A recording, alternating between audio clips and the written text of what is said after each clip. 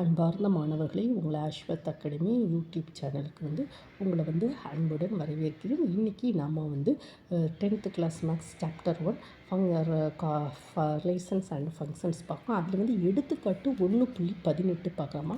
ஒரு துகள் டி மணியில் கால அளவில் கடந்த தூரமானது கிலோமீட்டரில் S(t) t² + t/2 என கொடுக்கப்பட்டு உள்ளது. அத்துகள் 3:30 மணி, 8 மணி மற்றும் 15 நிமிடங்கள் கால அளவிற்கு பின் கடந்த தொலைவுகளை கண்டறிய அப்படின்னு சொல்லியிருக்குமா. ஓகேவா. ஃபஸ்ட்டு நம்ம என்ன செய்யணும், ஃபஸ்ட்டு கொஸ்டினுக்கு ஆன்சர் கண்டுபிடிப்போமா.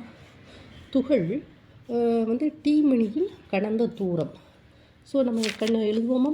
துகள் கடந்த தூரமானது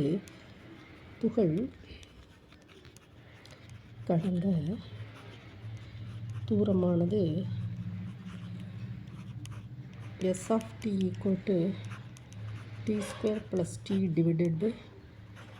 ஓகேவாம்மா. ஃபஸ்ட்டு கொஸ்டின் 3:30 மணி நேரம்.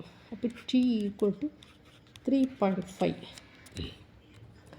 அப்போது டு ஃபைண்ட் என்ன அப்படின்னா S(t) கேள்விக்குறி. அப்போ S(t) என்ன கொடுத்துருக்கோம், t² + t/2.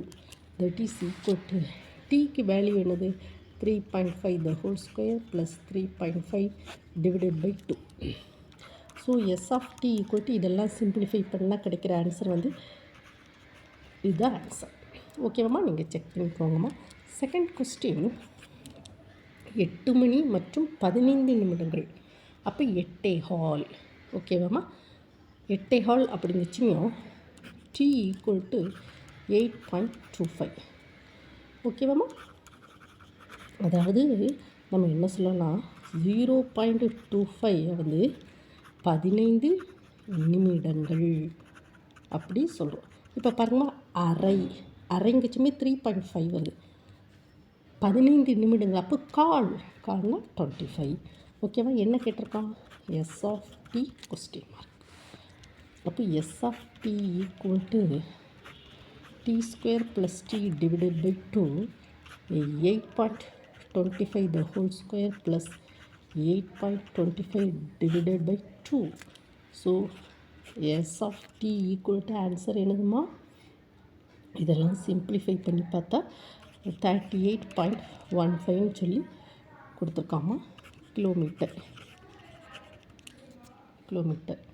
ஓகேவாம்மா.